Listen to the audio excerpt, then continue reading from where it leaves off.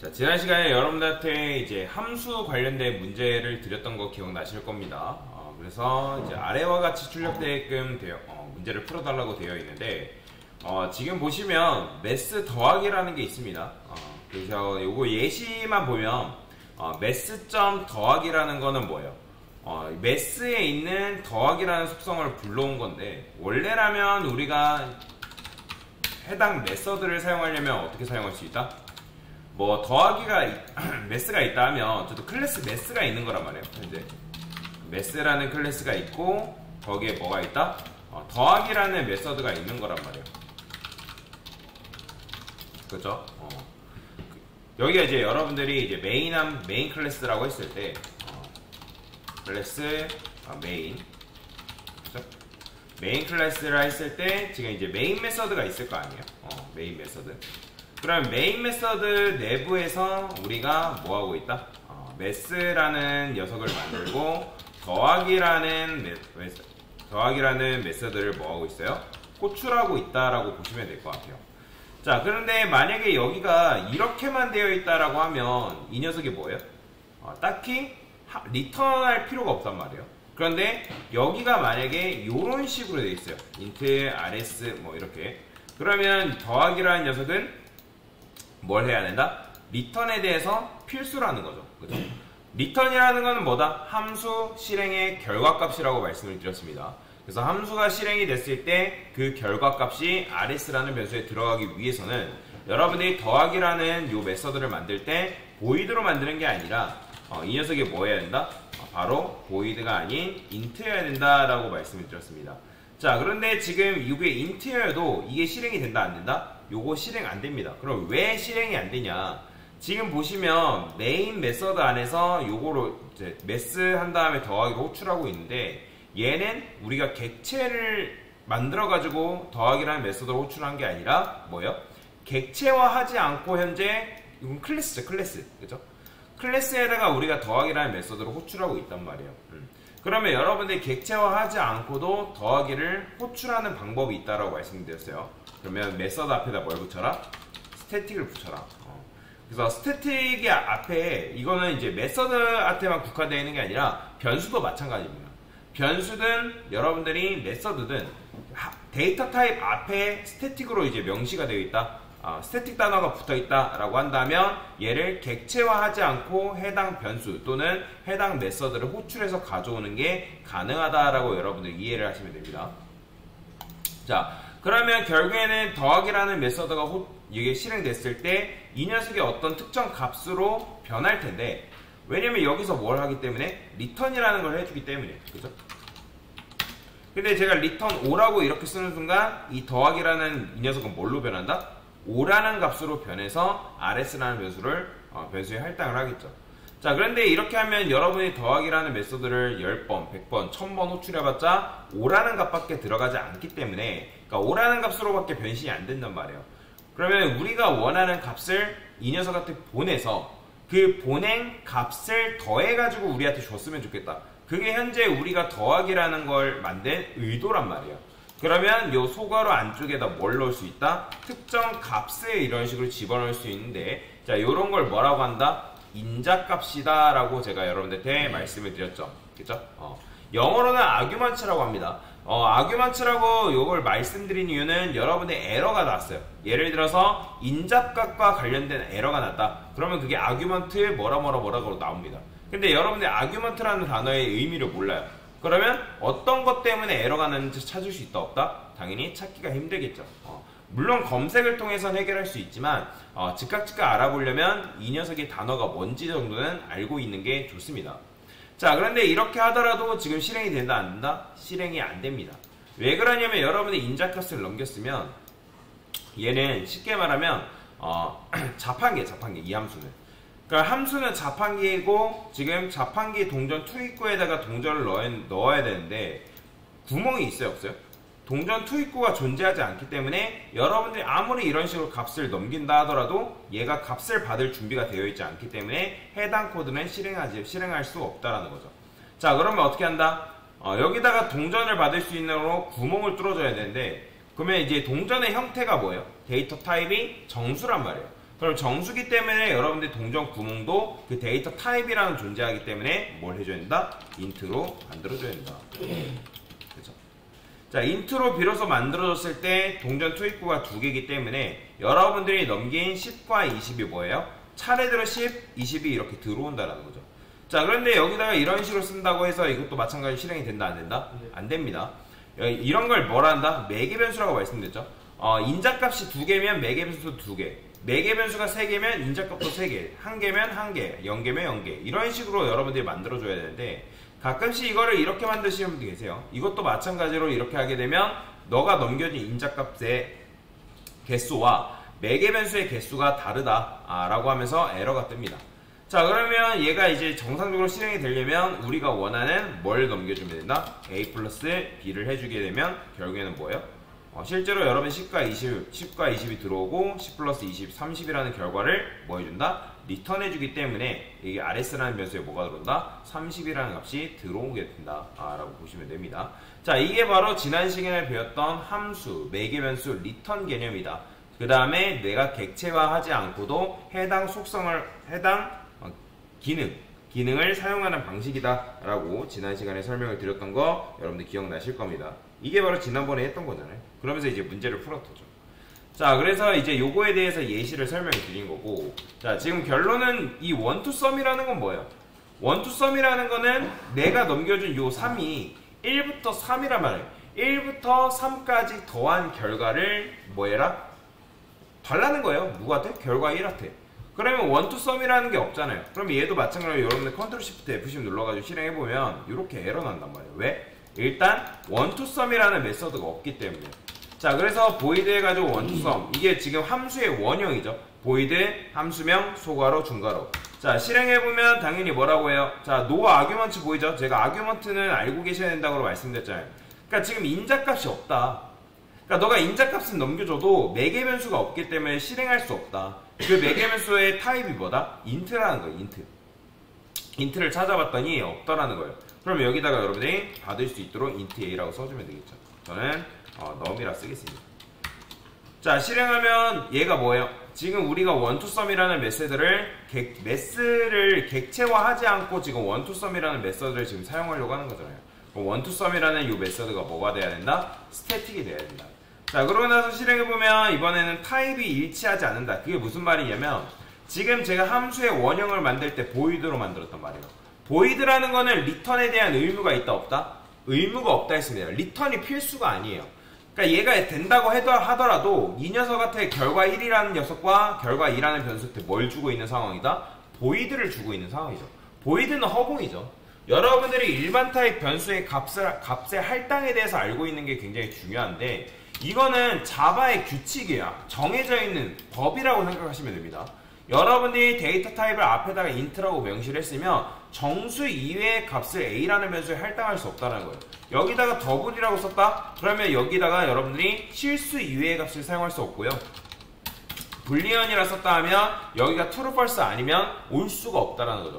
만약에 여기가 스트링이에요. 그러면 여기다가 여러분들이 문자열 외에는 다른 값이 올 수가 없다. 이거는 자바에서 정해져 있는 법이에요.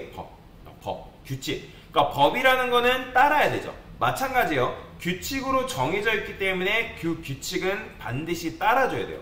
마찬가지예요. 예를 들어서 여러분들이 자동차라는 클래스를 만들었다고 그냥 가정해봅시다. 자동차라는 클래스를 만들고 A자동차 이렇게 썼어요. 그러면 A자동차라는 변수에 자동차 외에 다른 것이 들어올 수 있다 없다? 없죠. 당연히 근데 얘는 자동차가 들어오는 게 아니죠. 그죠? 자동차라는 객체가 만들어지면 그 리모컨, 즉 객체 주소값이 생기는데 주소값이 A자동차라는 변수에 들어온다. 그래서 A자동차는 뭐가 된다? 참조 변수가 된다라고 말씀드렸잖아요. 이게 이제 일반 타입 변수랑 참조 변수의 차이인 거죠. 자, 여튼간에 중요한 건 뭐다? 앞에 타입이 명시되어 있으면 그 타입과 같은 값을 넣어줘야지만 여러분들이 그 변수를 사용하는 게 가능하지, 그 변수 이외의 값을 사용하게 되면 뭐다? 사용할 수가 없다라는 거죠. 그죠?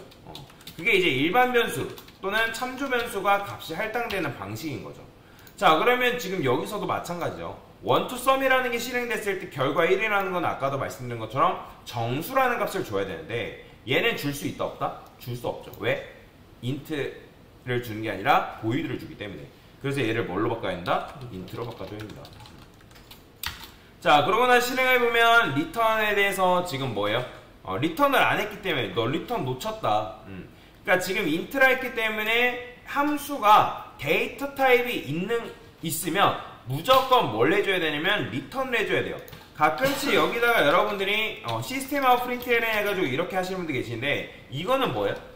이거는 그냥 단순히 내가 콘솔창 여러분들 컨트롤 시프트 F10 눌렀을 때 밑에 출력하는 공간에다가 내가 원하는 이런 식의 형태를 출력해달라고 하는 하나의 요청인 거고 얘는 절대로 함수 실행에 대한 결과값이 될 수 없다라는 거죠. 그죠? 자, 그러면 함수 실행의 결과값을 의미하는 게 바로 뭐다? 리턴이다. 그죠? 그러면 아무 값이나 지금 인자값으로 받은 요 값을 여러분들이 리턴하게 되면 실행했을 때 일단 요 값이라고 나오죠. 자, 제가 왜 지금 이렇게 하는 거예요? 오류를 기반으로 해가지고 문제를 어떻게 풀 수 있는지도 보여드리는 거고 그 다음에 일단 내 코드가 정상적으로 실행되게끔 여러분들 만들어야 되기 때문에 제가 이런 식으로 코드를 작성을 해가지고 보여드린 거다라고 보시면 돼요. 뭔 말인지 이해되시죠? 자, 그러면 결국에는 얘가 넘겨받은 요 값의 합, 즉 예를 들어 3이라면 1부터 3까지 합을 줘야 되는 상황이잖아요. 그러면 여러분들 만약에 1부터 3까지 합을 구하는지 모르겠어요. 그러면 반복문을 일단 돌려가지고 해당 수를 연속해서 출력하는 반복문을 이용해서 반복해서 출력하는 출력문을 만들면 되는 거죠. 그러면 1부터 3까지 일단 출력될 거 아니에요. 보이죠? 그 다음에 뭐 하라 했죠? 자, 여러분들 합 구하는 공식 다 배웠잖아요. 어떻게? int sum이라는 변수를 만들고 그 다음에 여기다 뭐 한다? sum은 sum 플러스 i 이렇게 쓰면 된다 했죠. 그러면 이 sum이라는 변수의 차례로 그 값이 축적될 거 아니에요. 그죠? 자, sum이 어떻게 나오는지도 궁금하면 sum을 출력해 볼 수도 있고요. 자, 그러면 이렇게 136 나오죠? 자, 그러면 최종적인 결과값은 뭐예요? sum이니까 이 녀석한테 뭘 주면 된다? 바로 sum을 주면 된다. 자, 그 다음에 얘는 어떻게 줄였을 수 있다? sum 플러스는 i 이런 식으로 줄였을 수 있다 했죠? 그러면 결과는 이런 식으로. 그래서 이렇게 문제를 푸신 분들은 굉장히 잘하신 거죠. 자, 그 다음에 앞에 문제랑 굉장히 유사한 특징을 가지고 있죠. 자, end-to-end sum이라 얘는 뭐냐면 여러분들이 이 두 개를 넘겼을 때 요 사이에 있는 예를 들어서 2하고 3을 넘겼을 때 2부터 3까지 합, 5부터 10까지 합 그걸 구하는 문제인 거죠. 그래서 얘를 앞에 문제를 풀었으면 얘는 못 풀 이유가 없다는 거예요.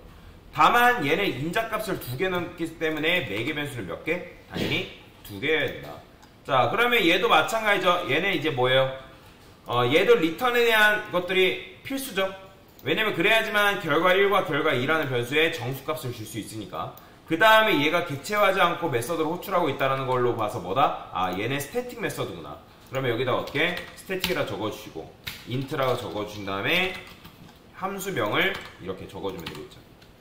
그 다음에 소가로 중괄호 해서 여기다가 int a, int b 뭐 이런 식으로 써도 되고 아니면 int n 그 다음에 int m이라고 써도 되겠죠. end-to-end sum이라니까. 자, 그 다음에 여기서 저는 어떻게 할 거냐면 포문을 돌릴게요. int i는 1, i는 10, i 뿔뿔. 그 다음에 여기다가 어떻게 한다? 물론 이제 i 출력해보면 아무 값이나 여러분들 리턴 해놓고 실행해보면 1부터 10까지 출력하는 반복문을 만든 거죠. 게다가 이 해당 함수가 잘 실행된다는 거 확인한 거고. 자, 그러면 저는 요 1 대신에 뭐? n을 10 대신에 m이라 쓸 거예요. 그러면 넘겨받은 n과 m의 n부터 m까지의 값을 여러분들 반복문을 통해서 출력할 수 있겠죠. 그렇죠? 자, 그러면 이제 여기서 뭐 하면 돼요? int sum이라는 변수를 만들어 놓고 여기다 뭘 쓴다? sum은 sum 플러스 i 써주면 되는데 줄임 표현으로 이런 식으로 쓸 수 있겠죠? 그 다음에 0 대신에 뭘 줘라? sum을 줘라. 그럼 실행했을 때 5하고 45가 이런 식으로 출력이 되는 걸 볼 수가 있습니다. 자, 이것도 이렇게 문제 푸신 분들은 굉장히 잘 하신 거죠. 요게 정답입니다. 자, 그 다음에 이제 요 문제. 자, 이번에는 뭐가 왔어요? 자, 배열의 모든 요소의 합이래요. 지금 계속 합을 구하는 공식이 들어와 있죠. 그러면 여기도 마찬가지로 계산기라는 클래스가 있고 sum array라는 이런 메서드를 지금 여러분들이 만들어줘야 되는 상황인 건데 그러면 얘도 어쨌든 리턴이 돼야 된다는 거죠. 근데 지금 제가 이렇게 썼다라는 건 뭐예요? 지금 현재 넘버스가 배열이잖아요. 그러니까 배열 객체죠. 그러면 넘버스라는 변수에는 뭐가 들어있는 상황이다? 지금 요 객체 그러니까 각각의 5개의 값이 들어있는 게 아니라 객체가 만들어지면 주소가 생기는데 그 주소가 넘버스라는 변수에 들어가 있는 거죠. 자, 그러면 지금 넘버스는 배열 객체인데 sum array라는 요 메서드를 실행해서 여러분들이 실행됐을 때 그 값, 즉 정확하게는 1부터 5까지의 답을 1부터 5까지의 합을 더해가지고 sum이라는 변수에 주면 된단 말이에요. 뭔 말인지 이해되시나요? 그러면 sum array라는 요 메서드가 실행이 되고 이 배열에 대해서 배열 객체에 들어있는 값을 더해가지고 주기 위해서는 어떻게 하면 되는 거예요? sum array가 뭘 받으면 되는 거예요? 넘버스를 인자값으로 받아야죠, 일단. 그렇죠? 넘버스를 인자값으로 받아야죠. 그러면 넘버스로 인자값을 받았을 때 여기 넘어가는 건 뭐예요? 바로 요 녀석의 주소값이 sum array라는 메서드한테 넘어가겠죠. 자, 그러면 여기서 어떻게 하면 돼요? 자, 만들면 되겠죠? int. 일단은 얘도 마찬가지로 스태틱으로 만들어 주셔야 되고요. sum array. 자, 그 다음에 뭐예요? 자, 지금 얘는 배열 객체죠? 그러면 여러분들이 매개 변수 받을 때도 어떻게 받아야 되는 거예요? 얘가 만약에 정수라면 여러분들이 정수값을 받아야 되고, 얘가 실수라면 실수, true, false라면 논리형, 문장이라면 이제 문장으로 받아야 되는데, 지금 얘는 뭐죠? 객체의 주소잖아요. 게다가 배열 객체죠. 그 녀석의 타입이 뭐다? 요거잖아요. 그러면 여러분들이 받을 때도 마찬가지로 어떻게? 요렇게 받아야 된다는 거죠. 이거는 타입을 일치시켜줘야 됩니다. 타입을. 그러니까 얘가 지금 배열 객체의 주소가 지금 넘어가기 때문에 그 주소를 담을 수 있는 배열 객체를 여러분들이 이런 식으로 써줘야죠. 정확하게 이제 배열 객체가 아니라 그 주소를 담을 수 있는 배열 전용 변수인 거죠. 그죠? 근데 그 녀석의 타입이 뭐? 정수다. 자, 그러면 여기서 이제 받았으니까 여러분들이 어떻게 하면 되는 거예요? 일단은 여기다가 더 진행하지 마시고 요 넘버스에 들어있는, 그러니까 정확하게는 이 객체가 다루고 있는 이 수열을 반복해서 출력하는 걸 해보라는 거죠. 자, 그러면 for int i는 1, 그 다음에 i는 일단 0이라 써야죠. 순회를 해야 되면.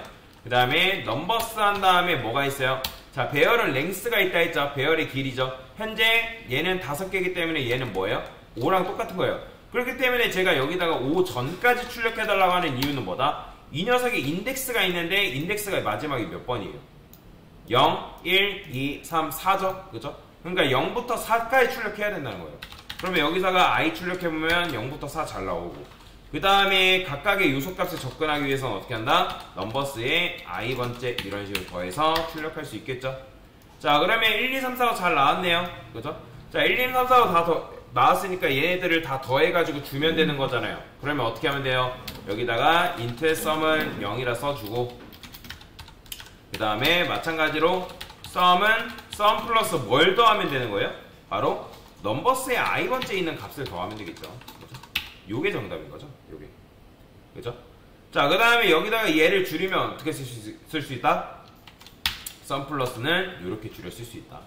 그러면 결국에는 마지막에는 sum이라는 값을 이런 식으로 리턴해주면 여러분들이 해당 요소의 합도 이렇게 구할 수가 있다라고 보시면 되겠죠? 이게 정답인 거죠. 그죠? 그래서 요거는 어려운 게 아니죠.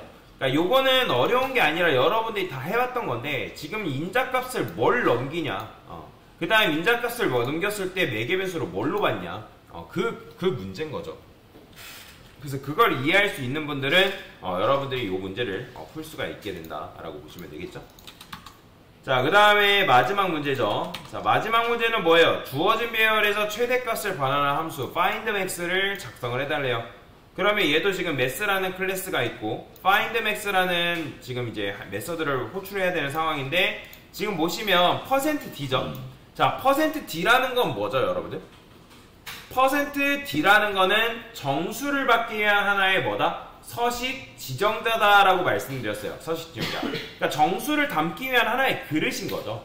즉, 이 녀석이 실행됐을 때 이 %d에 뭐 해야 되는 거예요? 요 실행된 결과값이 요 %d에 치환이 되는 거예요. 치환. 즉, 요 객체, 배열 객체에서 지금 배열에서 요소값 중에 제일 큰 게 7이잖아요. 그럼 7이라는 값으로 얘가 변환이 돼서 %d에 치환이 된다. 그러면 얘도 마찬가지로 만들 때 어떻게 만들어야 되는 거예요? 데이터 타입이 있어야 된다는 거죠. 그러면 여기다 어떻게 쓴다? static int. 자, 왜 스틱으로 만드는지 아시죠? 지금 객체화하지 않고 해당 메서드를 지금 호출하고 있기 때문에 그렇죠. 자, 그 다음에 넘버스라는 거는 뭐예요? 배열이죠. 그죠? 그러면 넘버스라는 인자값을 넘겼을 때 얘는 뭘로 봐야 되는 거예요? 이거 객체 주소값으로 보면 됩니다. 그러니까 마치 이런 거랑 비슷해요. 여러분들이 여기다 int a는 10이라 썼어요. 자, 10이라 쓰고 여기다 a 썼을 때 우리 눈에는 a지만 실제로 얘는 뭔 거예요? 얘는 뭐예요? 그죠? 10인 거잖아요. 마찬가지예요. 여러분들이 이런 식으로 썼으면 지금 뭐예요? 넘버스에는 배열 객체의 주소값이 들어있단 말이에요. 그러면 얘는 뭘로 봐야 되는 거예요? 주소값으로 봐야 되는 거예요. 주소값. 그러니까 주소값, 이 녀석의 주소값이 여기에 적혀져가지고 요 매개 변수로 들어가야 되니까 얘도 마찬가지로 어떻게 써야 된다? 이런 식으로 써줘야 된다는 거예요. 왜냐면 주소값을 받으려면 결국에는 그 녀석은 주소값을 받을 수 있는 녀석은 참조 변수밖에 안 되니까. 참조 변수만이 유일하게 해당 객체의 주소값을 참조할 수 있으니까. 그쵸? 그러면 주소값이 여기에 적혀지겠죠. 그쵸? 그러면 여기서 여러분들이 이제 최대값을 구하면 되는 건데, 자, 만약에 여러분들 최대값을 내가 구하는 방법을 모르겠어요. 그러면 마찬가지로 반복문을 이용해가지고 수열을 한번 순회해서 출력하는 거예요. 넘버스의 랭스. 그러니까 손에 익을 때까지 계속 해야 된다라고 생각하시면 됩니다. 넘버스의 i번째. 자, 이렇게 하면 지금 각각의 요소값을 순회해서 출력할 수 있겠죠? 그러면 어떻게 해야지 우리가 맥스, 최대값을 가져올 수 있을까요? 자, 저는 여기다가 이렇게 써볼게요. int max 그 다음에 0이라고 쓸 거예요. 0. 자, 그냥 일단 아무 값이나 집어넣은 거예요. 맥스의 값에 0이라는 값을 집어넣고 그 다음에 어떻게 해줄 거냐면 비교라는 걸 할 겁니다. 비교. 자, 어떻게 비교를 하냐? 만약에 넘버스의 i번째와 누구를 비교할 거냐면 맥스를 비교할 거예요. 맥스. 자, 보세요, 여러분들. 이거 좀 어려울 수 있습니다. 처음에 하게 되면. 넘버스의 i번째라는 거는 1, 3, 7, 2, 5. 요게 순서대로 값이 들어온단 말이에요. 그때 그러면 1회차 때 맥스는 뭐다? 0이죠. 그러면 우리가 비교를 할 때 어떻게 비교해요? 1보다 0, 그러니까 다시 1이 0보다 크다. 맞는 말이에요? 틀린 말이에요? 다시 1이 0보다 크다. 맞는 말? 틀린 말. 맞는 말이죠. 그죠? 1이 0보다 크잖아요. 그러면 맞는 말이기 때문에 max라는 변수에다가 뭘 넣어줄 거냐면 넘버스의 i번째 값을 이렇게 넣어줄 겁니다. 자, 이거는 뭐예요? 여러분들 옛날에 변수 수학 문제 풀었었잖아요. 그죠? 그거랑 굉장히 유사한 거죠. 자, 그러면 max에는 최초의 한 번은 뭐가 들어가는 거예요? 자, 다시 1회차 때 넘버스의 i번째는 얘는 뭐예요? 0이니까 1이란 말이에요. 1. 그럼 1이 0보다 크다라 했을 때 맞는 말이기 때문에 max라는 변수에 뭘 넣어준 거예요? 처음에는? 그렇죠. 1이라는 값이 max에 들어가 있는 상태라고요. 처음에는. 자, 그러면 그 다음에 두 번째는 자, 3이랑 1이랑 비교하겠죠. 그럼 3은 1보다 크다. 맞는 말인가요? 네. 맞는 말이니까 여기에 뭐 들어와요? max에? 3 들어오는 거예요. 그럼 그 다음에 또 어떻게 체크하는 거예요? 7이 3보다 크다. 그러면 맞는 말이네요. 그러면 max에 뭘 들어온다? 7 들어오는 거죠. 그럼 그 다음에 2가 들어왔는데 참이의 거짓이에요? 거짓이니까 max는 당연히 뭐예요? 7로 보존되겠죠. 그죠? 왜냐면 얘가 거짓이면 실행이 안 될 거 아니에요. 그럼 max는 계속 7이죠. 그 다음에 실행했을 때 5는 7보다 크다. 얘도 마찬가지 거짓이란 말이에요. 그러면 그렇기 때문에 max는 계속 뭘로 보존되는 거예요? 7로 값이 보존이 된다. 그러면 우리가 결국에는 뭘 주면 되는 거다? 리턴할 때 max라는 값만 이런 식으로 넘겨주면 되겠죠. 그럼 실행해보면 7이라는 값이 이런 식으로 나온다 라고 보시면 돼요. 자, 그래서 조건문을 이용해가지고 여러분들이 각각의 값을 비교할 수가 있고 그 다음에 그 값을 비교했을 때 참이면 그거보다 더 큰 값을 max라는 변수에 넣어가지고 값을 교체하는 방식으로 접근할 수가 있다는 거죠. 그래서 여러분들이 변수 수압이라는 이 개념을 잘 활용할 줄 알면 사실 이 문제를 푸는 거는 그렇게 어렵지 않다라는 거예요. 자, 이 문제는 여러분들 프로그래머스나 백중, 코드업의 단골로 등장하는 문제입니다. 그러니까 뭐 어떤 수의 최대값을 구해라. 또는 어떤 값의 최소값을 구해라. 그런 문제가 굉장히 많이 등장하기 때문에 여러분들이 잘 알고 계시는 게 굉장히 좋다라고 이해를 하시면 되겠습니다. 그래서 이런 식으로 문제를 다 같이 풀어봤습니다.